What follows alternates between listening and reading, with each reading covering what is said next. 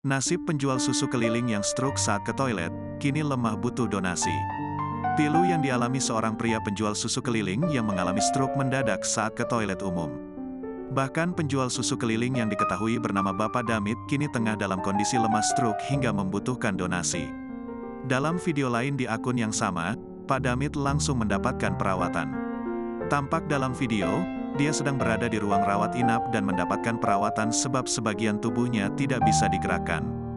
Kondisi Bapak Damit juga semakin pilu lantaran sang penjual susu itu tak memiliki uang untuk biaya pengobatannya. Sehingga Bapak Damit membutuhkan donasi untuk berobat penyakit stroke-nya. Sebelumnya media sosial dihebohkan dengan video amatir yang memperlihatkan momen seorang penjual susu keliling di Bekasi mengalami stroke saat berada di toilet umum. Saat itu Bapak Damit yang tengah berjualan itu pergi ke toilet dan meninggalkan jualannya dengan anak-anak. Namun tiba-tiba saja pria penjual susu itu diduga mengalami stroke mendadak saat di toilet.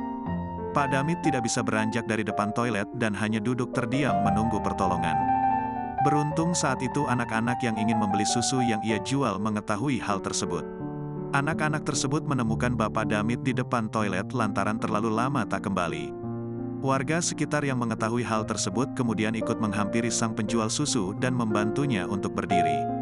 Sejumlah netizen yang mengetahui hal tersebut sontak ramai memberikan komentar. Tak sedikit yang merasa pilu dengan kondisi Bapak Damit sang penjual susu keliling.